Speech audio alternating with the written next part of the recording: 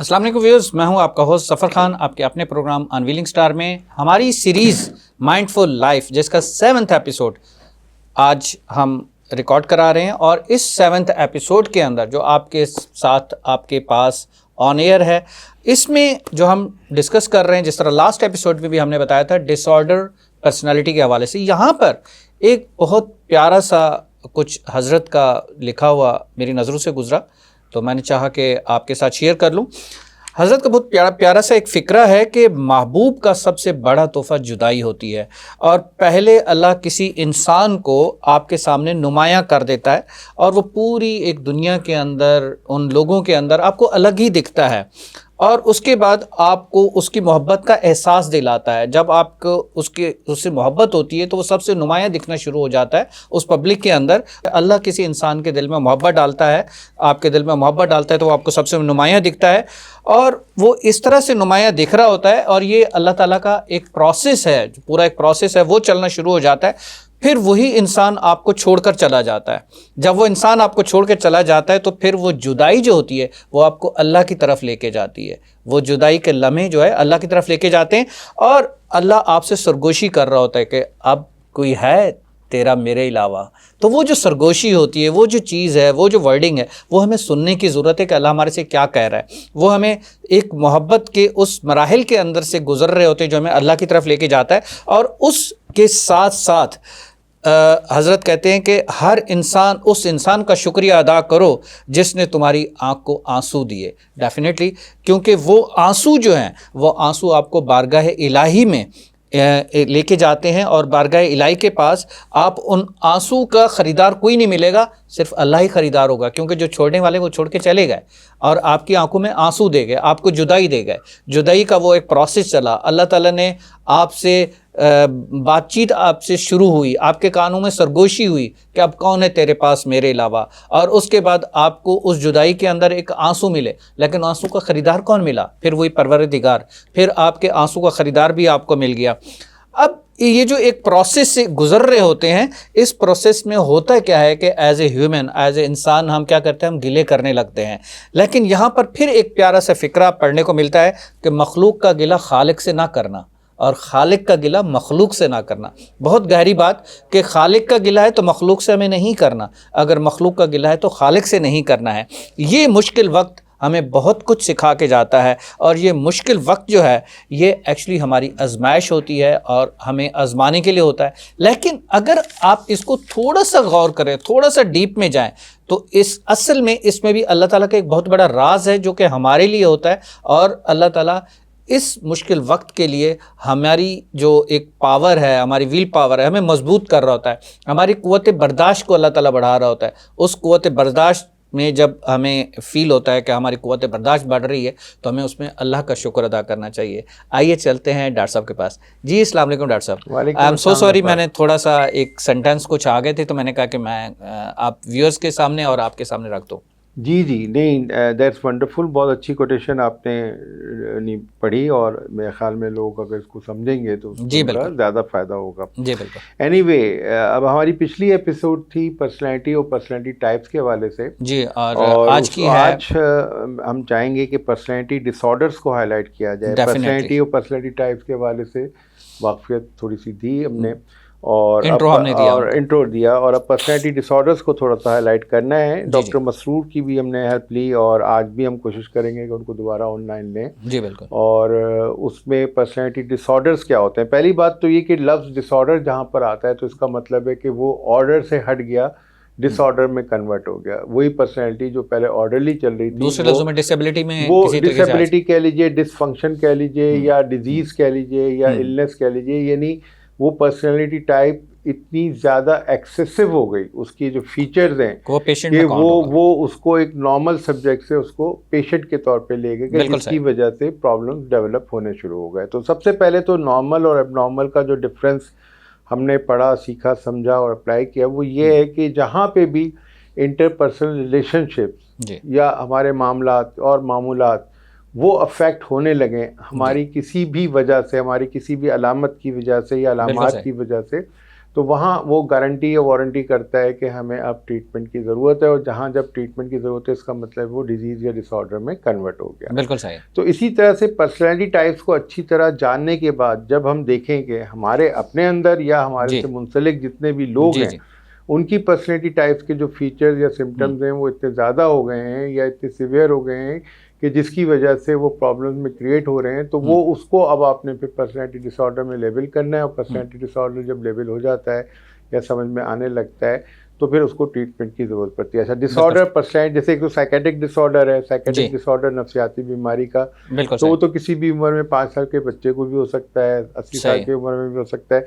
Personality disorder के लिए यहाँ पे इल्म नफ्सियात के जो माहिरीन हैं उन्होंने थोड़ा सा एक मोहलत दी है लोगों को। वो मोहलत ये दी है कि वो 14, 15, 18 साल तक वॉच करें बिहेवियर को, बच्चे के ऑब्जर्व करें, और उसके बाद भी अगर उसका नेगेटिव बिहेवियर परसिस्ट करता है और इतना परसिस्ट करता है कि उसके नतीजे में लोग मुतासिर हो रहे हो या वो खुद मुतासिर हो रहा हो, तो फिर हम उसको डायग्नोज करते हैं पर्सनैलिटी डिसऑर्डर में। आई थिंक 2 दिन पहले फ़ोन के ऊपर आपके पास मैंने एक बात कराई थी एक पेशेंट के हवाले से, जिसमें उन्होंने कहा कि हमारा बच्चा जो है इस वक्त 21 ईयर का है, और लेकिन उसके अंदर गुस्सा जो है वो इतना ज़्यादा है, बाज़ वक़्त वो ख़ुद को बाइट कर लेता है, चीज़ें तोड़ देता है, ठीक है, आउट ऑफ कंट्रोल हो जाता है। पहले तो कुछ साल पहले तक स्कूल भी हमने उसका ज्वाइन कराया हुआ था, लेकिन वहाँ भी उसको छुड़वा दिया है। घर में भी वो आउट ऑफ कंट्रोल हो जाते हैं, जिसकी वजह से उनको नींद की मेडिसिन या इस तरह से दे के सुला दिया जाता है।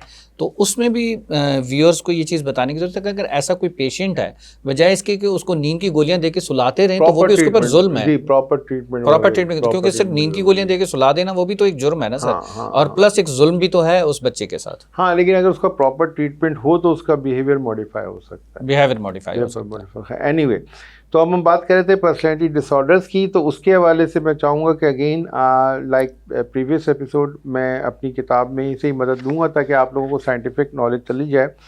तो अब आप पर्सनैलिटी टाइप्स कह लीजिए, अगर वो नॉर्मल हैं, यानी नॉर्मल उसमें क्वालिटेटिवली नॉर्मल बिहेवियर चल रहा है, और अगर वो एबनॉर्मल बिहेवियर की तरफ जा रहा है तो वही पर्सनैलिटी डिसऑर्डर्स में कन्वर्ट हो जाएंगी। डॉक्टर मसूद ने पिछली एपिसोड में हमें बताया कुछ टाइप्स का, मैं मज़ीद उसको हाईलाइट कर दूं। जी जी। तो अगर हम इसको देखें तो मेरे पास तकरीबन 21 टाइप्स आ रही हैं जो डॉक्यूमेंट की थी मैंने, डिफरेंट पर्सनैलिटी टाइप्स या पर्सनैलिटी डिसऑर्डर्स की। नंबर 1, तवज्जो की तालिब शख्सियत, इसको हिस्ट्रियोनिक पर्सनैलिटी कहते हैं। नंबर 2, में हर दूसरा बंदा इसका होता है वो, यस एग्जैक्टली ज़फर, वो मैं थोड़ा सा आगे डिस्क्राइब करूंगा, लेंदी टॉपिक है तो इसको हम पॉइंट वाइज लेके चलते हैं।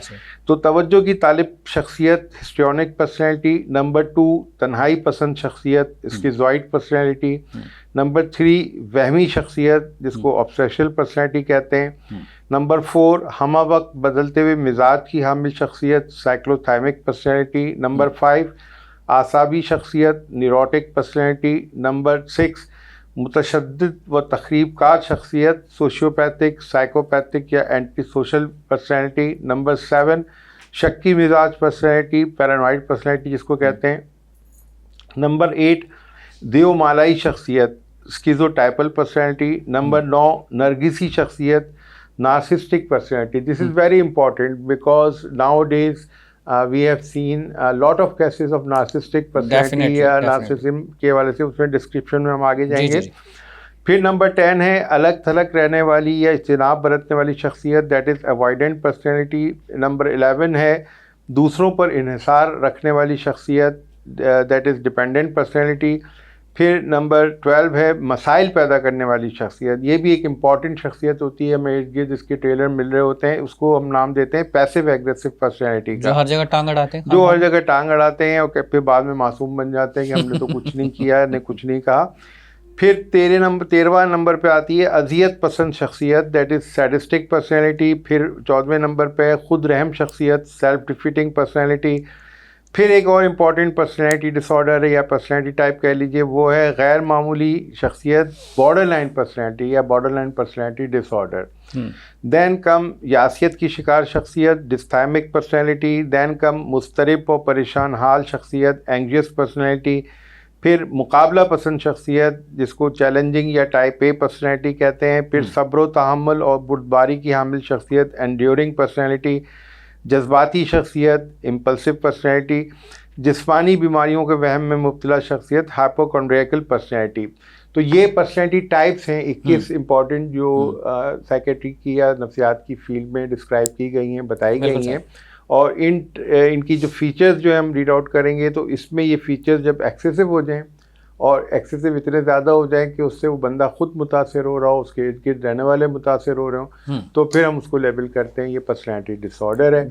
और वो पर्सनैलिटी डिसऑर्डर फिर इस चीज़ का मुतकादी होता है कि उसकी ट्रीटमेंट मुआशरे के अंदर जहाँ किसको नुकसान पहुंच रहा हो तो फिर उसके अंदर उसकी ट्रीटमेंट जो है वो मैंडेटरी बन जाती है इसके अंदर। तो ये चीज़ यहाँ पर है। तो अब इसके बाद अभी फिर मैं चाहूँगा कि हम कम से कम ब्रेक से पहले एक पर्सनैलिटी को हम देख लें, हिस्ट्रियोनिक पर्सनैलिटी, तवज्जो की तालिब पर्सनैलिटी। और जैसे ज़फर आप कह रहे थे कि ये हम में से हर शख्स को तवज्जो तकरीबन हर बंदा तवज्जो चाहता है, तो इसमें ये बात कोई भी नहीं चाहता। नहीं, डेफिनेटली ये जैसे अब पिछले एपिसोड में भी ये बात की थी कि बुनियादी तौर पर ये जितनी भी शख्सियात की अक़साम हैं, खुसूसियात हैं, ये प्रीडोमिनेंट की वजह से हम इसको एलिब्रेट कर रहे होते हैं। अदरवाइज हर शख्स में कई तरह की शख्सियात की खुसूसियात पाई जाती हैं। यानी आप हों, मैं हूँ, कोई और आदमी हो, तो उसमें कई तरह की शख्सियात की जो रंग हैं वो उसमें मिलेंगे। लेकिन उसमें हमने देखना होता है कि डोमिनेंट क्या है। जो डोमिनेंट होता है तो वो फिर हम उसको लेबल करते हैं कि भाई ये चूँकि ये चीज़ ज़्यादा डोमिनेंट है तो हम उसको समझने के लिए ये उसको टाइटल हम दे देते हैं। अब जैसे तवज्जो की तलब मुझ में भी है, आप में भी है, हमारे जो व्यूअर्स हैं सब लोग चाहते हैं कि उनको तवज्जो मिले, तवज्जो दी जाए। ये जब एक्सेस में चली जाएगी और जब वो इस हद तक चली जाएगी कि उसमें सही और गलत का फ़र्क मिट जाएगा और आदमी ऐसी ऐसी हरकतें करने लगेगा, ऐसे ऐसे मतलब काम करने लगेगा जो माशरे में एक्सेप्टेबल हो या ना हो, और वो सिर्फ तवज्जो हासिल करने के लिए, तो दैन हम फिर लेबल करेंगे हिस्ट्रियोनिक पर्सनैलिटी डिसऑर्डर उसको आ रहा है। अच्छा, इस तरह की शख्सियत के हामिल अफराद आम जिंदगी और रोज़मर्रा के मामूलात में ड्रामाई रंग पैदा करना पसंद करते हैं जी। ये लोग ज़्यादातर नएपन, जिद्दत और हरकत और खुशी की तलाश में रहते हैं। ज़ाती ताल्लुकात में बहुत सतहीपन का सबूत देते हैं, अपनी ज़ात की पसंद नापसंद और अपने मफादात को हर चीज़ पर तरजीह देते हैं। ये लोग अपनी हरकत, रवैये और गुफ्तगू से हमावक्त दूसरों की तवज्जो अपनी जानिब मबदूल कराने की कोशिश में मसरूफ़ रहते हैं। उन्हें शम्मा महफिल बनने का शौक़ भी होता है और अमूमन ये अपनी इस कोशिश में कामयाब भी रहते हैं। ये लोग ज़्यादा वक्त तन्हाई में नहीं गुजार सकते। गुफ्तगू और महफिल की ख्वाहिश उन्हें एक शख्स से दूसरे और एक जगह से दूसरी जगह तक ले जाती रहती है। इसलिए इन लोगों के दीगर अफराद के साथ ताल्लुकात ज़्यादा गहरे और पायदार साबित नहीं होते। ये लोग ज़िंदगी जिंदा दिली है के नाम की जीती जागती तफसीर होते हैं। अपनी चर्ब ज़बानी से बहुत जल्दी दोस्त बना लेते हैं, लेकिन फिर उतनी ही तेज़ी से पुराने दोस्तों को खैरबाद कहकर नए दोस्तों की तलाश में निकल खड़े होते हैं। ये मकबूल मेहमान साबित होते हैं और अजीब व गरीब हरकत की मदद से हंसी मजाक का सामान पैदा करते हैं और एक हद तक शरीक महफिल लोगों को बोरियत के एहसास से बचाए रखते हैं। ये लोग समाजी और सियासी तकरीबात में अच्छी तकारीर और खिताबात भी करते हैं। अपनी मर्ज़ी, पसंद और ख्वाहिश के ख़िलाफ़ किसी काम, किसी शख्स, किसी महफिल को गवारा नहीं करते। सतही नौइयत के जज्बात और एहसासात के मालिक होते हैं और बहुत खुलेआम इनका इजहार करते पड़ते हैं। आप अभी उन्हें रोते हुए पाएंगे तो कुछ ही देर में ये लोग बेसाख्ता खिलखिलाकर हंस रहे होंगे। हर दो सूरतों में उनके लाशऊर में तवज्जो हासिल करने की ख्वाहिश छुपी होती है। ये लोग दूसरों के एहसासात और ख़यालात की बहुत कम परवाह करते हैं। अमूमन इस बात से भी आगाह नहीं होते कि दीगर लोग उनके सतही ख़यालात, जज्बात और हरकत को बआसानी पढ़ लेते हैं और ना ही इस बात की परवाह करते हैं कि उनकी दिलचस्पियाँ वक्ती और लम्हाती होती हैं। अपने कारनामों को बढ़ा चढ़ा कर पेश करते हैं, ये सोचे समझे बगैर कि लोग उनको कितनी अहमियत दे रहे हैं। अपनी बात मनवाने के लिए बात बेबात गुस्से और धमकी का सहारा लेते हैं। अपने मनपसंद नताइज हासिल करने के लिए दूसरों के जज्बात को ठेस पहुँचाना, दूसरों के जज्बात के साथ खेलना और दूसरों को जज्बाती सतह पर ब्लैकमेल करना उनका मनपसंद मशगूला होता है। इस हवाले से इस नौइयत के अफराद खुदकुशी की धमकी भी देते रहते हैं और कभी कभी सतही पैमाने पर इस धमकी को अमली जामा भी पहना देते हैं। लेकिन इस तरह के ना सिर्फ बचा लिए जाएँ बल्कि लोगों की हमदर्दी और तवज्जो भी हासिल कर सकें और सोने पर सुहागा ये कि दूसरों के सर एहसान भी धर सकें कि वो उनकी खातिर ज़िंदा रहने पर मजबूर हैं। ये लोग अक्सर औक़ात इस हैरत और ताज्जुब का इजहार भी करते हैं कि दीगर लोग उनके पैदा करता ड्रामाई मनाजिर और वाक़यात और मामलात को क्यों नहीं फरामोश कर सकें, जबकि खुद ज़रा सी देर में किसी बड़े से बड़े तबाहकुन मामले के बाद ऐसे हो जाते हैं कि जैसे कुछ हुआ ही नहीं। ये लोग दीगर लोगों से तो खुसूसी तवज्जो, हमदर्दी और मोहब्बत के मुतकादी होते हैं, लेकिन ख़ुद कभी भी संजीदगी के साथ दूसरों को ख्याल नहीं रख पाते और अक्सर औक़ात ऐसे मिलते हैं जैसे जानते नहीं। जितना ये लोग माहौल से कुछ हासिल करने की ख्वाहिश होते हैं, इससे ख्वाहिशमंद होते हैं, उससे कम माहौल को लौटाने में हेलो इज्जत का सहारा लेते हैं। अहम इंसानी और बड़ी उम्र के फैसलों के वक्त ये लोग, ख़्वाह उनकी उम्र कितनी ही क्यों ना हो, बच्चों की तरह गैर जिम्मेदाराना रवैये का इजहार करते हैं और इस तरह जब कभी किसी मुश्किल या उलझन में गिरफ्तार होते हैं तो बच्चों ही की तरह बेयारी, मददगारी, बेबसी और लाचारी की कैफियत से दो चार रहते हैं और चाहते हैं कि कोई दूसरा उन्हें इस मरहले से निकाल ले।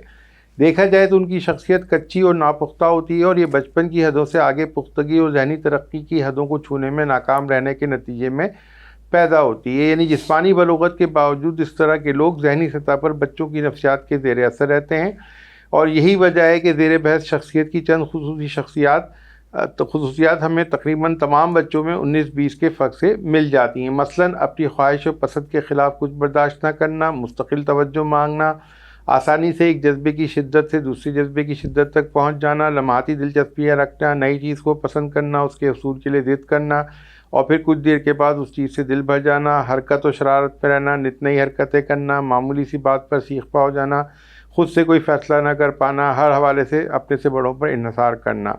मर्दों की बनिस्बत ख़वातीन में इस तरह की शख्सियत का इम्कान और मौजूदगी ज़्यादा होती है। अदाकारों और सियासतदानों की कसीर तादाद इस नौइयत की शख्सियत की हामिल होती है। ज़िंदगी के दीगर शोबाजात की बनिस्बत फ़नकारों, अदीबों, शायरों और खिलाड़ियों की शख्सियत में तवज्जो तलबी की शख्सी खसूसियात ज़्यादा पाई जाती हैं।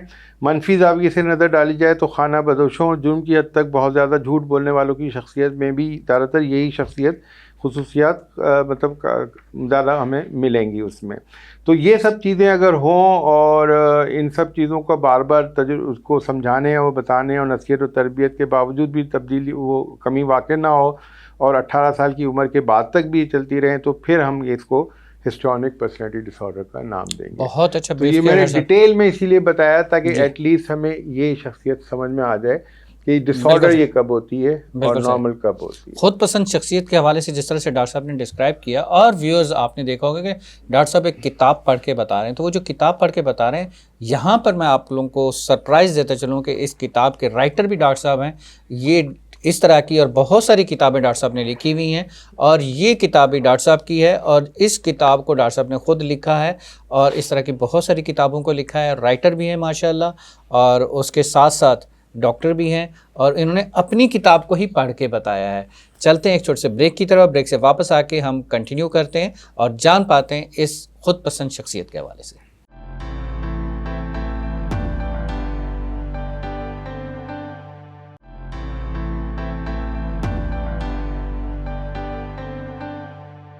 Welcome back viewers. चलते हैं डॉक्टर साहब के पास जो माशाल्लाह अपनी किताब से बहुत सारी चीज़ें हमें बता रहे थे। डॉक्टर साहब, ये किताब का नाम कौसे कज़ा है? आगाही। कौसे कज़ा दूसरी है आपकी? नहीं, कौसे कज़ा in fact is a series name और उसके तहत आगाही के नाम से है। उसके नाम से जिसमें सेल्फ असेसमेंट, पर्सनैलिटी टाइप्स और इस तरह की चीज़ें, साइकोलॉजी क्या है, साइकोलॉजी को कैसे आइडेंटिफाई करें, बिल्कुल सही, उसमें उर्दू में आर्टिकल्स सारे माशाल्लाह आपके लिखे हुए। तो इसमें खुद पसंद शख्सियत अभी हमने पढ़ा ये हिस्ट्रॉनिक पर्सनैलिटी, तवज्जो की तालिब। अच्छा, अब मैं चाहूँगा कि वैसे तो बहुत सारी हैं तो आज हम 2-3 इंपॉर्टेंट कवर कर लें। तो अब मैं पैसिव एग्रेसिव, बॉर्डर लाइन और इस तरह की एक आध और पर्सनैलिटी को हम डिस्क्राइब करेंगे। लेकिन मैं इससे पहले चाहूँगा कि हमने लास्ट एपिसोड में डॉक्टर मसरूर को ऑनलाइन लिया था, तो आज फिर हम कोशिश करते हैं कि उनको ऑनलाइन लेने की, अगर वो मिल जाते हैं तो वेल एंड गुड। तो बाकी 2-3 शख्सियत का हम उनसे नैरेटिव सुनते हैं। बिल्कुल क्या हुआ डिक्टेट, तो I am trying to give him a call. Viewers बताते चलूँ, डॉक्टर मसरूर साहब जिनसे लास्ट एपिसोड में हमारी बात हुई थी, ऑस्ट्रेलिया में इस वक्त मौजूद हैं और अस्सलाम वालेकुम मसरूर, हम उनको लाइन पे ले रहे हैं। अच्छा मसरूर, लास्ट एपिसोड में आपसे बात हुई थी हमारी पर्सनैलिटी टाइप्स के हवाले से। अब आज हम डिस्कस कर रहे हैं पर्सनैलिटी डिसऑर्डर्स को इन डिटेल। तो अभी मैंने हिस्ट्रियोनिक पर्सनैलिटी डिसऑर्डर या तवज्जो की तालिब शख्सियत को हाईलाइट किया। मैं अभी चाहूँगा कि passive aggressive personality disorder, border line personality disorder और नार्सिस्टिक पर्सनैलिटी डिसऑर्डर, इन 3 पर्सनैलिटी डिसऑर्डर्स को आप अगर थोड़ा सा हाईलाइट कर दो तो अच्छा है हमारे व्यूअर्स के लिए। तो ये 3 पर्सनैलिटी डिसऑर्डर्स जो इम्पॉर्टेंट हैं और जो आमतौर पे रह जाते हैं डिस्कशन में, तो इनको अगर आप हाईलाइट कर दो तो दैट वुड बी फाइन। तो मैं ये मोबाइल जफ़र भाई की तरफ दे रहा हूँ। Sir welcome back again in our show. और जिस तरह से डिस्कस चल रहा है आज के एपिसोड के हवाले से डिसऑर्डर पर्सनालिटीज़ के अंदर, और उसमें जो शख्सियत के हवाले से खुद पसंद शख्सियत है डॉक्टर साहब? अभी मैं चाहूँगा कि सबसे पहले हम डिस्क्राइब कर लें थोड़ा सा passive aggressive personality disorder. Passive aggressive personality disorder. Passive aggressive disorders personality के हवाले से। जी मशहूर। तो देखिए, पैसिव एग्रेसिव पर्सनैलिटी डिसऑर्डर जो है वो इटसेल्फ जो है अपने नाम से ही जो है वो अपनी टाइप की वजाहत कर देती है। डेफिनेटली एग्रेसिव में वो गुस्सीला बंदा होगा। जी, अब होता क्या है कि कुछ लोग जो हैं वो गुस्से का इजहार कर जाते हैं और उनको हालात भी ऐसे मिल जाते हैं कि जिसमें वो अपने गुस्से को जो है वो उसका इजहार कर जाते हैं। लेकिन कुछ सिचुएशन ऐसी होती हैं, कुछ लोग ऐसे होते हैं जो कि गुस्से का इजहार नहीं कर पाते और अपना गुस्सा फिर उनको निकालना होता है, तो उसके लिए वो दूसरे तरीके इख्तियार करते हैं। और ये याद रहे कि जब हम पर्सनैलिटी डिसऑर्डर की बात कर रहे होते हैं तो वो उनका ऑटोमेटिक ये बिहेवियर होता है, ये नहीं कि वो कुछ सोच के नहीं कर रहे होते हैं। उनका जो रवैया होता है वो उनकी शख्सियत के हिसाब से ही होता है। तो होता क्या है कि जब उनको गुस्से का इजहार करने का तरीका कोई नजर नहीं आता तब भी जो है वो अपना जो है, मिसाल के तौर पे ऐसी बात है कि अगर फर्ज करें एक आदमी है, उसका बॉस जो है वो उससे मतलब कुछ गैर जरूरी तौर पे जो है ना उसका एक्सप्लॉइटेशन हो रही है उसकी, और वो उसको गुस्सा तो आता है लेकिन अपनी नौकरी भी उसने करनी है और अपने, तो वो कहीं ना कहीं जो है वो ऐसा कोई ना कोई काम जरूर करेगा जिससे कि उसकी अपने गुस्से की जो है ना अपने लेवल पे जो है ना उसकी यानी तसल्ली भी हो रही है और अपना गुस्से का, मिसाल के तौर पे क्या है कर देगा जिससे कि जो है ना बॉस का काम खराब हो रहा होगा और उसके ऊपर जिम्मेदारी भी नहीं आएगी, कोई इस तरह का वो जो है। या मिसाल के तौर पे एक ऐसी मिसाल है कि आप गाड़ी में जा रहे होते हैं और आपके जो है ना आप गाड़ी आगे चल रही है और आपको जो है ना 100 की स्पीड पे गाड़ी चल रही है और आप जो है ना चला रहे हैं 60 की स्पीड पे। जो पीछे वाला आदमी है ना वो आपके जो आ रहा है उसको शदीद गुस्सा आ रहा होगा कि वो जो है मतलब ये कि आप उसके आगे आए हुए हैं और उसकी स्पीड जो है ना उसको आपने रोका हुआ है, तो वो जो है ना वो 2, 3, 4 दफा हारन भी बजाएगा। तो जो है आप तब भी उसको जो है ना आप मजीद ये कि 60 की बजाय और 50 कर लेंगे, यानी आप जो है वो किसी को मतलब ऐसी सिचुएशन में कि वो आपको कुछ बिगाड़ भी ना सके और आपके गुस्से की तसल्ली भी हो जाए। नहीं सर, वो जाते हुए घूरता हुआ जाएगा, जब ओवरटेक करेगा वो घूरता हुआ जाएगा। वो घूरता हुआ जाएगा, वो उसका पैसिव एग्रेशन हो सकता है। अच्छा, वो पैसिव होता है। ओवरटेक करेगा उसके घूरने से उससे पहले तो उसको यानी उर्दू में कहते हैं ना तपा देना किसी को। जी जी बिल्कुल। यानी वो उसको जो है ना वो तपा के रख देगा, उसको आगे नहीं आने देगा और हारन बजाया जा रहा है, कह रहा है अच्छा और बजा रहा है तो और स्लो कर देगा, उसके पास कोई रास्ता नहीं सिवाय इसके कि चुप करके। तो ये जो रवैया होता है ये होता है पैसिव एग्रेसिव, यानी लोग अपने गुस्से के इजहार के लिए कोई ऐसा रास्ता इख्तियार करते हैं कि जिसमें जो है ना वो अपनी उनकी तसल्ली भड़ास भी निकल जाए और उनको कोई नुकसान भी ना हो। और जब भड़ास निकल जाती है तो जाहिर है कि उनके सेटिस्फेक्शन हो जाती है किसी हद तक। तो ये तो हो गई जनाब पैसिव एग्रेसिव पर्सनैलिटी। और डिसऑर्डर तब होता है जिसमें कि जो है आप दूसरे को मतलब इतना परेशान करें, यानी वो घूर के जाएगा क्या, तो आपने सिर्फ तकल्लुफ से काम लिया, वो 2 गालियां भी देके दे जा सकता है। बिल्कुल ऐसे, बिल्कुल ऐसे। जी डॉक्टर साहब, अच्छा दूसरी है बॉर्डर लाइन पर्सनैलिटी के हवाले से।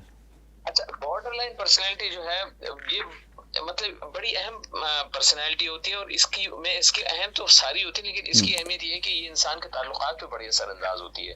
होता क्या है कि इसके कुछ फीचर्स ऐसे होते हैं, एक तो क्या होता है कि इन लोगों के ना ताल्लुकात हमेशा जो है वो अच्छे नहीं रहते हैं, यानी देर पा नहीं होते। अच्छे से मुराद ये कि इनके ताल्लुकात देर पा नहीं रहते, ये काफी अरसे तक जो है ना अपने जो है ना सस्टेनेबिलिटी इनके इमोशन इनके रिलेशन में नहीं होती है। दूसरा इनका जो एक इम्पोर्टेंट जो नेगेटिव होता है थोड़ा सा जो है ना ये इमोशनल ब्लैकमेल जो है ना इनका एक फीचर होता है, यानी ये कि किसी को जो है ना वो इमोशनली जो है ना वो इतना जो है वो जिच कर दें कि दूसरे मिसाल के तौर पे ये रिलेशंस में होती है, मियां बीवी में भी होती है, और वो जो है या किसी को मतलब आमतौर पे क्या होता है कि लवर्स होते हैं एक दूसरे के, अगर वो बॉर्डर लाइन वो आज किसी के साथ है कल किसी के साथ है और किसी को जो है ना वो इमोशनली जो है वो कर रहे होते हैं। अच्छा, इसमें क्या होता है तवज्जो की जो है ना जुस्तजू भी उनकी बहुत होती है। कभी कभी तो क्या होता है कि अपने आप को नुकसान पहुंचाने की कुछ ना कुछ काम कर रहे होते हैं, सेल्फ हार्मिंग इन लोगों में ज्यादा होती है, बिला वजह के जो है ना बॉडी पे कट लगा रहे होंगे बिला वजह के जो है ना। अच्छा, होता क्या है कि कभी कभी इस मिस एडवेंचर में जो है ना ये खुदकशी कर जाते हैं। यानी होता क्या है कि ये तो अपनी तवज्जो के लिए कुछ कर रहे होते हैं कि हम जरा थोड़ा सा जो है ना मतलब ये है कि अच्छा अगेन मैं फिर कहूंगा कि जानबूझ के नहीं कर रहे होते हैं। पर्सनैलिटी डिसऑर्डर्स जितने भी होते हैं इनकी पर्सनैलिटी के रिएक्शंस होते हैं और ये अनकॉन्शियस लेवल पे ये सबकॉन्शियस लेवल पे हो रहे होते हैं। तो वो होता क्या है कि उन्होंने खानी होती है 5 या 6 गोलियां मिसाल के तौर पे, लेकिन वो किसी ऐसी दवा की 5-6 गोलियां खा लेते हैं जिसकी वजह से जो है ना वो उनके लिए रिस्की होती है और यूजुअली जो है बॉर्डर लाइन पर्सनैलिटी डिसऑर्डर के लोग जो हैं वो अगर उनकी जो है वो डेथ होती है तो मिस एडवेंचर की वजह से। तो आजकल की जनरेशन में ये बॉर्डर लाइन, आजकल की जो जनरेशन है इसमें बॉर्डर लाइन वाले ज़्यादा दिखते हैं आपको, आपके ओपिनियन के लिहाज से, या कम है? देखिए बॉर्डर लाइन ज्यादा होते हमेशा से रहे हैं, लेकिन चूंकि अब सोसाइटी में ना इतना ज्यादा जो है ना वो सोशल मीडिया एक्टिव हो गया है, अब हाईलाइट ज्यादा हो जाता है। हाँ, पहले होते थे घरेलू लेवल पे होते थे, मतलब होते थे, इतना पता नहीं चलता था लोगों ने, मतलब उनको घर खानदानी उसमें बहुत सारे लोग होते थे इस तरह से, लेकिन अब उसका इजहार जो है ना बहुत ज्यादा जो है यूं होने लग गया कि अब सामने चीजें आने लग गई हैं। बिल्कुल सही, हाईलाइट हो जाती है, पर्सनैलिटी का कभी कभी फायदा भी उठा लेते हैं। बिल्कुल सही, बिल्कुल सही। डॉक्टर साहब दूसरी कौन सी? उसके बाद है नार्सिस्टिक पर्सनैलिटी। ये बड़ी इंपॉर्टेंट है, नार्सिस्टिक पर्सनैलिटी के हवाले से इस तरह के जो लोग होते हैं, इस हवाले से थोड़ा सा डिस्क्रिप्शन आपसे चाहेंगे। आजकल बड़ी हाईलाइटेड है ये पर्सनैलिटी। देखिए इम्पोर्टेंट तो खैर बिल्कुल आपने सही कहा, लेकिन ये बड़ी दिलचस्प भी होती है, दिलचस्प भी होती है, इंटरेस्टेड है। इस लिहाज से होती है कि आप अपने नजदीक इस तरह के लोगों को जो है वो देखते हैं और आप उनका मजाक भी उड़ा रहे होते हैं, या आप उनकी मतलब ये है कि क्या कहना चाहिए कि जब उनके साथ आप उठते बैठते हैं तो आप जो है ना उनसे तफरी ले रहे होते हैं, क्योंकि होता क्या है कि ये वो लोग होते हैं जो कि अपने आप को बहुत अहम समझते हैं, और अपने आप को न सिर्फ ये कि अहम समझते हैं बल्कि एंटाइटल समझते हैं। वो कहते हैं कि यार मैं तो हूँ अहम, लेकिन दूसरे लोगों को भी मुझे अहमियत देनी चाहिए, तो उसके लिए जो है कोई ना कोई ऐसे काम कर रहे होते हैं जिसकी वजह से जो तालिब होते हैं उसके कि जो है ना हमें अच्छा वो क्यों चाहते हैं कि उनको तवज्जो दी जाए या उनको अहम समझा जाए, क्योंकि उनके नजदीक जो है ना वो उनका राइट है। ये उन्होंने जो है वो अपने आप को सेल्फ एंटाइटलमेंट इतनी होती है, वो कहते हैं यार मैं तो टैलेंटेड हूँ, मैं तो मतलब कि इतना पढ़े लिखे तो बहुत सारे लोग होते हैं, लेकिन कुछ लोग बहुत हम्बल होते हैं, लेकिन कुछ लोग होते हैं जो मतलब पढ़े लिखे होते हैं लेकिन वो चाहते हैं कि उनकी तारीफ की जाए, उनकी रिकॉग्निशन होनी चाहिए, और न सिर्फ ये कि वो चाहते हैं बल्कि अगर कोई उनकी तारीफ करता है तो उससे जो है उनका ताल्लुक बहुत मजबूत रहता है, क्योंकि वो उनकी रीइंफोर्समेंट हो रही होती है उनकी जो है। तो इस तरह के लोग हमारे इर्द गिर्द, हमारे जॉब पे, घरों में, फैमिली में, पड़ोसियों में, नेबर्स में, या हमारे मतलब कुलीग्स में आपको मिलते रहेंगे, जो कि आपको कहेंगे यार ये हर वक्त जो है ना अपनी तारीफें करता रहता है अपने आप को जो है ना, तो उनकी तसल्ली ही इस चीज से होती है, क्योंकि वो उनकी पर्सनैलिटी अगर वो नहीं करेंगे तो उनको जब तक जो है ना अपनी तारीफ नहीं कर लेंगे उनको बेचैनी रहेगी, और जब उनकी दूसरे लोग तारीफ करने लग जाते हैं तो फिर उनको जो है उनकी रीइंफोर्समेंट भी होती है और इनकी पर्सनैलिटी जो है और ज्यादा पुख्ता होती चली जाती है। तो उनको हैंडल करने का क्या तरीका है कि हम उनकी तारीफों के पुल बांधते रहें? देखिए मैंने अभी पहले भी इस चीज, एक तो पर्सनैलिटी कॉन्फ्लिक्ट का जिक्र किया था, एक होती है पर्सनैलिटी क्लैश भी होता है। हमें मतलब कभी भी होता है पर्सनैलिटी क्लैश से बचना है तो उस आदमी का हमें कोई इलाज नहीं करना होता, हमें अपने तरफ तवज्जो देनी पड़ती है, हम अपने से मतलब उसके इर्द गिर्द के जो लोग होते हैं जी तो बिल्कुल बेहतर है कि उनको जो है ऐसी सिचुएशन में जो है उनको इस तरह का ना किया जाए कि उनको आप काउंटर एक्ट करने लग जाए या कन्फ्रंट करने लग जाए। अगर आप उनकी जो है तारीफ नहीं कर सकते, अच्छी है कि आप उनके रीइंफोर्समेंट ना करें, लेकिन ये है कि उसे कन्फ्रंट करेंगे उसका जो है ना नुकसान ये होगा कि वो आपसे नाराज होंगे और ताल्लुकात खराब होंगे, तो आप खामोश रहें, बेहतर है कि जो है उनको जो है वो, क्योंकि मैं बताता हूँ कि पर्सनैलिटी डिसऑर्डर जितने भी होते हैं वो उनको ठीक करने का बेहतरीन तरीका ये होता है कि सामने वाले जो है ना वो तो उसकी तो वो पर्सनैलिटी नहीं है ना, वो उसको सही होना चाहिए वरना वो उसकी रीइंफोर्समेंट कर देगा, तो इसलिए जो है कन्फ्रंट नहीं करनी चाहिए। डॉक्टर साहब इसमें ज़्यादातर पेशेंट होती हैं ख़वातीन या मर्द होते हैं? देखिए आमतौर पे तो कोई भी इसकी कोई वाज़ेह नहीं है, लेकिन होता यह है कि ये आमतौर पे जो है ना वो लोग मर्दों में ज्यादा यूं पाई जाती है कि वो आमतौर पे अपने यानी तालीमी लिहाज से या वर्किंग कंडीशन में, और वो जो है ना वो उनको प्रेजिंग चाहिए होती है। दूसरी बात क्या होती है, इस तरह के लोगों के ना क्या होता है कि कहीं ना कहीं उनकी डेफिशिएंसी होती है जिसको कि ओवरकम करने के लिए जो मिसाल के तौर पे मैं इसकी मिसाल ऐसे दे सकता हूँ कि एक शख्स है वो बहुत मतलब ये है कि पढ़ा लिखा है लेकिन उसके घर में उसकी कोई रिस्पेक्ट नहीं होती, तो बाहर तलाश करने लग जाता है, वो कहीं ना कहीं जो है ना, तो कंपनसेटरी जो है ना वो एटीट्यूड जो है ना वो भी इसका कभी कभी बायस बनता है। तो होता यह है कि मर्दों में थोड़ी सी है कि उनकी सोशलाइजेशन ज्यादा होती है, उनको इजहार करने का ज्यादा तरीका मिलता है। ये मैं मकसद ये नहीं कि औरतों में नहीं होती, औरतें भी बहुत अपने आप को जो है वो समझती हैं, क्या समझती हैं, मतलब ये बहुत खूबसूरत है, ये बहुत हो जाए, लेकिन टैलेंट का कहाँ तक ताल्लुक है, वो टैलेंट जो है ना या सेल्फ एंटाइटलमेंट या जो है ना वो आमतौर पे मर्दों में ज्यादा जो है ना पाई जाती है, क्योंकि उनका रोल ज्यादा जो है ना मतलब ये है कि इस चीज का मुताकाजी होता है कि उनकी तारीफ की जाए। मसरूर भाई, औरतों में मेरे हिसाब से औरतों में इसलिए ज़्यादा होती है कि औरत ने अगर मेकअप किया है तो उसकी तारीफ़ करना बहुत ज़रूरी है, और औरत अगर ने नए कपड़े पहने तो उसकी तारीफ़ ज़रूरी है, और औरत ने अगर खाना अच्छा बनाया तो उसकी तारीफ़ ज़रूरी है, वरना दोबारा फिर वैसा खाना नहीं मिलेगा। अगर आपने तारीफ़ कर दी तो उससे ज़्यादा अच्छा मिलेगा आपको, और पहले अगर उसने कपड़े जैसे भी पहने आपने तारीफ़ कर दी तो उससे भी ज़्यादा बन संवर के वो आएगी। ये हमारे अपने घर के हैं सारी चीज़ें, ठीक है। तो उसमें क्या मेरे हिसाब से तारीफ बिल्कुल करनी चाहिए। ये तारीफ की ये तो थोड़ा सा जो है ना मेरा ख्याल है शायद डॉक्टर साहब ने इसका जिक्र भी किया है, हिस्टीरियोनिक पर्सन वो थोड़ा सा जो है तवज्जो चाहते हैं तो इसके लिए फिर उनकी तारीफ भी की जाती है। लेकिन नार्सिसिस्टिक आमतौर पे जो है ना सेल्फ एंटाइटलमेंट बिहेवियर होता है कि वो कहते हैं कि मतलब ये कि मुझ में ये चीज है, मुझ में ये खुद पसंद शख्सियत उसको कह सकते हैं, खुद पसंद शख्सियत या ओवर कॉन्फिडेंस शख्सियत कह सकते हैं। जी बिल्कुल ठीक है। अच्छा, इसको मैं यहाँ थोड़ा सा एडिशन कर दूं, इसको उर्दू अदब लिटरेचर में नरगसी शख्सियत का नाम दिया गया, जैसे नार्सिसिज्म कहा गया कि अपनी मोहब्बत में मुब्तला आदमी, अब वो मर्द हो या औरत हो, उसको अपने सिवा कोई दूसरा भाता नहीं अपनी नज़रों में, और उसको कोई अपने सिवा दूसरा कोई समझ में आता नहीं, और वो ये समझता है कि मैं सुपीरियर हूँ बस दूसरे लोगों से। अब वो चाहे औरत हो या मर्द हो, हमें इंटरेक्शन कभी ऐसे मर्दों या औरतों से अगर होता है तो we need to be very careful while having any interaction with such type of people around us, कि जो इस सोच के हामिल हों या हमें अंदाज़ा हो जाए शुरू की मुलाकातों में कि वो अगर हमारी बात को कंसीडर ना कर रहा हो। मिसाल के तौर पे मैं अगर कोई बात अभी कर रहा हूँ या मसरूर अभी कर रहे थे या ज़फ़र जैसे आप कर रहे हैं, और अगर जो साथ में दूसरा आदमी हो तीसरा आदमी हो वो आपको बार बार रोके टोके और कहे कि नहीं मैं जो कह रहा हूँ वो सही कह रहा हूँ और आप कह रहे हैं गलत कह रहे हैं, हालांकि अल्फाज का हेर फेर हो सिर्फ, लेकिन वो चाहे कि उसी के अल्फाज रिपीट हो, वही अल्फाज बात किए जाए, तो वो आइडेंटिफिकेशन होती है नार्सिसिस्टिक पर्सनैलिटी की। अच्छा, अब मसूर मेरा सवाल आपसे ये है, आपको आवाज़ आ रही होगी कि how to live with such type of persons, a person having narcissistic personality disorder, a person having passive aggressive personality disorder and a person having borderline personality disorder. जैसे आप वहाँ पे काम कर रहे हो फॉरेंसिक साइकेट्री में, you have been assigned your duties in forensic psychiatry in prisons also, तो वहाँ आपका एक्सपीरियंस रहा होगा डेफिनेटली कि जैसे बॉर्डरलाइन पर्सनैलिटी डिसऑर्डर का जो मेरा एक्सपीरियंस रहा है उसमें ये जो पढ़ा है हमने वो ये कि most of the time such person they turn up to be criminals, मतलब वो इतना ज़्यादा उनके अंदर वो चीज़ें होती हैं उनको सही और गलत का फ़र्क नहीं पता चल पा रहा होता डिस्क्रिमिनेशन का, वो सिर्फ अपनी सेल्फ सेटिस्फेक्शन के लिए कुछ भी कर गुजर जाते हैं और हर हद से गुजर जाते हैं।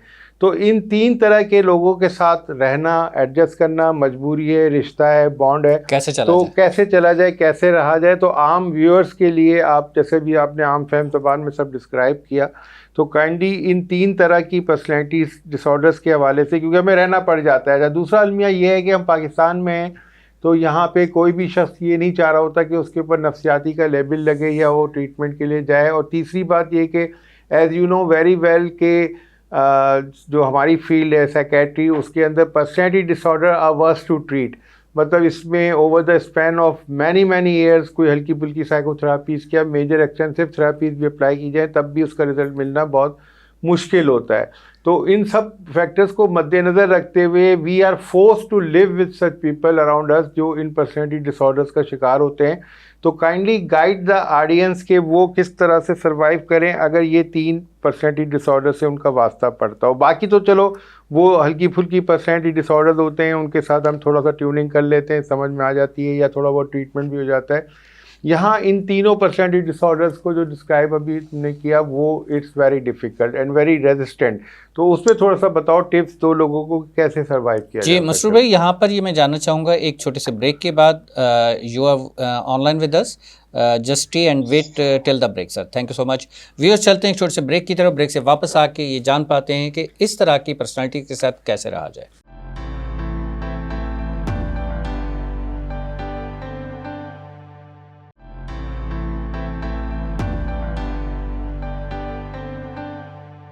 वेलकम बैक व्यूअर्स, चलते हैं प्रोग्राम के बकिया हिस्से की तरफ। हम ने ऑनलाइन अभी तक डॉक्टर मसरूर साहब को ऑस्ट्रेलिया से लिया हुआ है और उनको होल्ड करा है, उसके लिए हम उनसे माजरत खा हैं। मसरूर भाई बहुत सॉरी, और हम आपसे जानना चाहेंगे, जिस तरह से ब्रेक से पहले हमने पूछा था कि हमारे ऑडियंस और हमारे व्यूअर्स जो है अगर इस तरह की पर्सनालिटी को फेस करते हैं, then how should treat them, how should live them?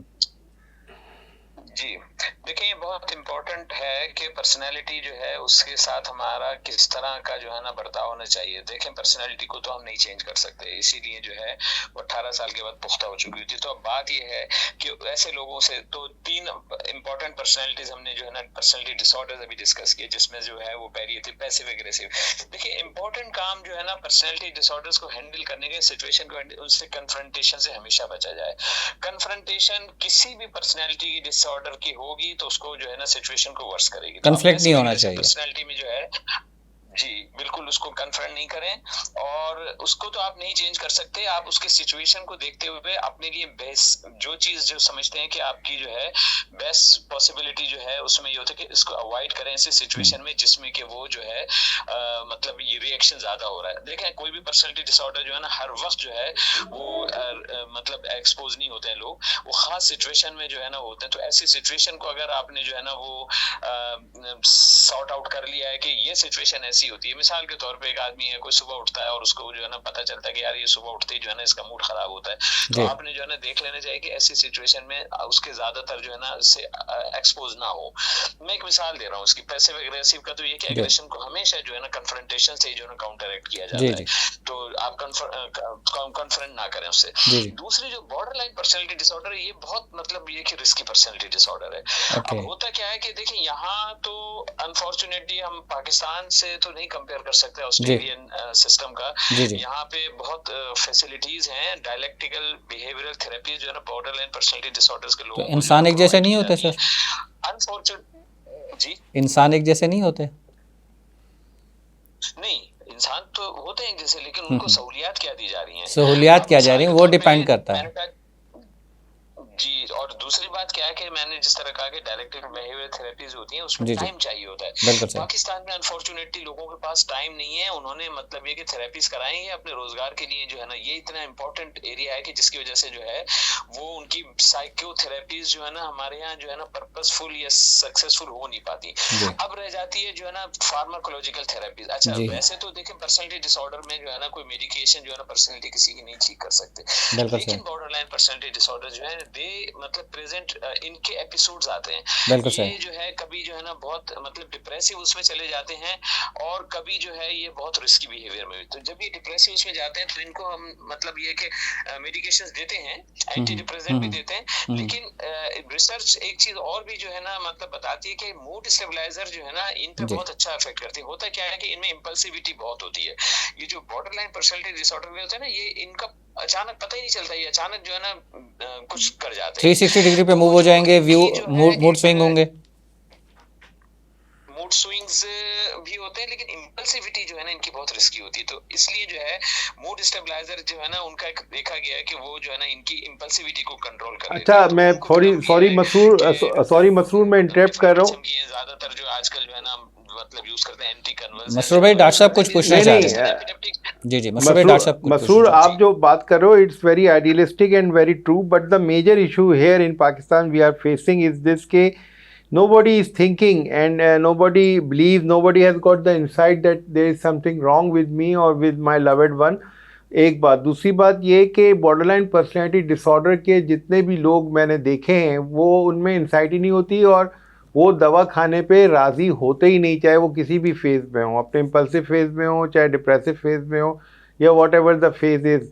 तो हाउ इज़ इट पॉसिबल कि हम क्या करें उसके लिए? और अगर हम फोर्सेबल हॉस्पिटलाइजेशन का भी सोचते हैं तो वो भी उसको एक रिएक्शन के तौर पे उनका अगला आउटबर्स्ट उससे ज़्यादा सीवियर होता है। ये एक्सपीरियंसेस मेरी नज़र से गुजरे हैं।